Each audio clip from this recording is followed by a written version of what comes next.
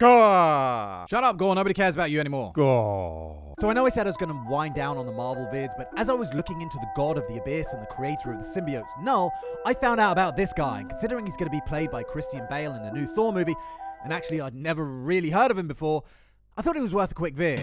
Hi, and welcome back to the inside of my head where I'm looking at Gorr the Godbutcher, a being that once bonded with Knull's All Black becomes so powerful that it takes not one, but 3 Thors to defeat him, and eventually leads to the mighty god of thunder's death. I'll explain how this happens later, but let's start at the start, like where you should start. That's the logical place to start. Wait. Gorr's story starts 3,000 years ago on a barren space rock that no one ever bothered to give a name to. I'm gonna call this one Earth. I'm gonna call this one Saturn. This one's a bit shit. Yeah, let's just pretend that one doesn't exist. It's a planet that's dry and rocky and arid, but somehow this drab-ass race of Ahsoka Tano's has managed to survive here. And I use the word survived in the strictest sense of the word because every single day is a struggle for these guys. Hunted and preyed upon by predatory sand tigers, but mainly struggling to find a morsel to eat or a drop to drink. We're told about the death of Gorr's father before seeing the death of his mother by the aforementioned sand tigers, before jumping forward in time to Gorr as an adult. And guess what? The death of his pregnant wife. Oh my god, why did they give her such a happy expression? It's like before she was dead, she was happy, but now she's not, because she's dead. As she slips and falls off the cliff. Happy days. Gorr gradually watches the death of all his kids until only one son remains, and yes, he ends up dead too. Anyway, so far this is a classic story of a guy who's already at the bottom of the barrel, who just keeps getting beaten relentlessly further into the ground by the thick, blunt stick that is life. Like, do you remember that Will Smith film, Pursuit of Happiness, where the guy's so poor that he and his son have to sleep in a public toilet cubicle? Like, this is that level of depressing. Now, what you need to understand here is that this race have a deep belief that the gods are watching over them and that their suffering is for some greater purpose. But Gorr, who can't possibly imagine how any deity could be so cruel as to sit back and watch all this suffering without intervening, is persuaded that the gods don't exist. And when he speaks out against the gods, he's stoned by his peers and banished by the tribe's elders. But then, as he's walking through the desert, a boiling pot of resentment waiting to be claimed by death, he sees a flash in the sky. Gorr? Gorr! And these 2 armor-clad beings in the midst of viciously murdering each other crash down to the ground. And as he's looking down at them, it dawns on him that, wow, the gods are real. And if that's true, they must be the most uncaring, sadistic bunch of bastards the universe ever did see. One of the figures, the one clad in gold, asks Gorr for help. And this is what sends him over the edge and flips his shit right out. And all of his anger boils to the surface as he asks where the gods were when he needed help. When his father and mother died and when his wife and kids were begging to the gods for help and received none. Perhaps sensing his rage, some black symbiotic fluid that we know is from the All Black jumps into Gorr's body and he forms this, a small dagger that he uses to stab the god to death. The comic technically says he butchered his first gods, like gods plural, so I guess he went all stabby on both the gold and the black armored guy. Stabby, stabby, stab, stab, stab, stab, stab. Now we know from elsewhere in the franchise that this gold god was the chosen one of the god of light, and it's pretty safe to say that the guy in the black armor is Knull himself. Oh, he's only lanced him through the mouth! And this superhero pose right here is the start of Knull's vengeful rampage against any and every god he can find, traveling the universe for thousands of years, killing not only dark gods of war, fear, chaos, etc., but also a few good gods, like the gods of poetry and flowers. And that's another thing you have to understand about this side of the franchise. Like, there are gods for everything. Like, there's a god of moss. Oh my god! Like, you know, the green shit that grows on trees. That is something and a half. Fuck else do they have? The god of toothbrushes? Let's all pray to the god of fucking paper cuts to get him to stay the fuck away from us, because those things fucking sting! I just had one. Over the eons, his power grew, especially when he realized that the All Black had the power to create an army of minions for him, taking the form of the Black Berserkers, which are powerful enough to fight most gods to a stalemate, apparently. Like their symbiotic cousins, the Clintar, they can shape-shift their physiology into weapons, but aren't as intelligent and have more animalistic tendencies, although they can form basic strategies and coordinate to a certain extent. Eventually, Gorr arrived on Earth, round about the 9th century, where he started his usual murderous hijinks before his first encounter with Thor, where he almost beat the Asgardian, Thor only managing to survive by bringing down a bolt of lightning on them both, which knocked them both out.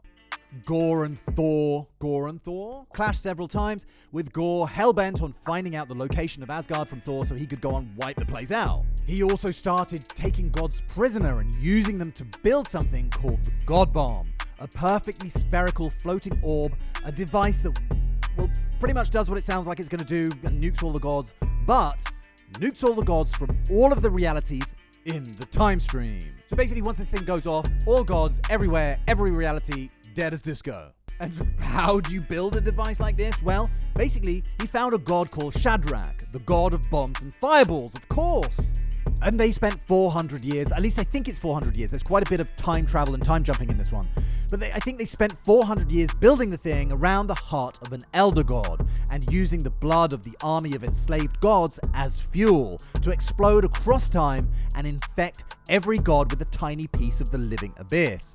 And when he finally detonated it with the All Black, every divine being that ever had or ever would have existed started dying a slow and agonizing death as the Necrosword ate its victims from the inside out. Nice. And it seemed like Gorr's victory was complete until Thor bashed two Mjolnirs together. And yes, there's more than one Thor in here. A normal Thor, a young Thor, and an old Thor. I told you there was time travel stuff happening here, and that's basically the explanation. So there's more than one Mjolnir as well. So he bashes them together and he absorbs the whole blast into himself before becoming this and using Gorr's own weapon against him.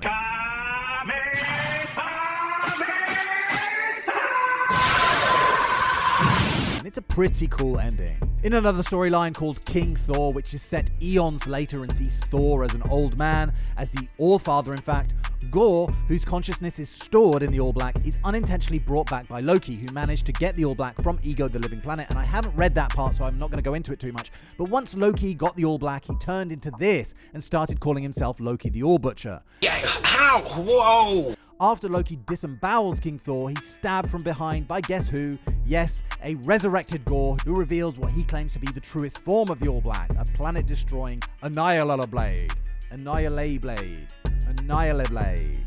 Before transcending beyond the form of a mortal, beyond that of even a god, to the status of force of nature. Countless solar systems were destroyed in the ensuing battle, and after Gorr is decapitated, the All Black within him starts to spread out of control and infect the universe itself. He formed a black hole and sucked Thor into it, but Thor managed to unleash the power of the God Tempest from Mjolnir. Now, the God Tempest started out as a huge cosmic thunderstorm that had existed since the beginning of time, and it would grow and become more destructive as time went on. Odin realized it was going to destroy Asgard, so he started fighting the thing, and managed to trap it in a piece of Uru. He took it to the dwarves, who shaped the piece of Uru into a hammer with the power of a dying star, and that's where Mjolnir was born. Anyway, this blast from the God Tempest incinerated the All Black and eradicated it from Gorr's body. Or it could be that he was killed in the blast but then resurrected later by the few remaining gods. I'm not sure, but he was allowed to see out his remaining days in peace on planet Indigar, supervised by the gods. Pretty much brain dead, but still alive to enjoy his new paradise. And we're left with the thought that he now finally has what he needed all along: gods who cared for him. Now, King Thor, even though I'm no huge fan of the Thor comics, does have a pretty amazing ending, I have to say. With All-Father Thor, now absolutely ancient, finally throwing down Mjolnir for the last time and sailing off into nothingness to meet his death. Most of the gods are dead, the pillars of the cosmos are irreparably destroyed, and the universe is facing its end. Loki sacrifices himself to reignite our sun for us, and Gorr finally finds some kind of peace. And it's him who makes this storyline what it is, with his hell-bent crusade spilling out to nearly destroy the cosmos itself. Now, if you're thinking, well, hold on, if the universe is ending, then this must be the end of the MCU, right? This must be the end of days. Well, it turns out that this universe is like universe 4166 or something. It's not the universe of Earth 616 that we're all used to seeing. But a simpler explanation is who the fuck knows, who the fuck cares. But this does make me wonder about the upcoming Thor Love and Thunder. As I mentioned, Christian Bale is playing Gorr, and knowing this actor, I doubt he would take on the role if there wasn't something interesting going on here. So I wonder if perhaps Love and Thunder could see the death of Thor. As we know, the MCU has killed off Tony Stark, for intents and purposes killed off Cap. So maybe Thor's next. Anyway, hopefully I've been able to give you a little bit more background on Gorr. I've got one last video I want to do on a Marvel character called Todzilla. Get it? That's right. This guy is Marvel's version of Godzilla. So I will see you very soon for that one. Thank you very much for watching and cheerio! Bye!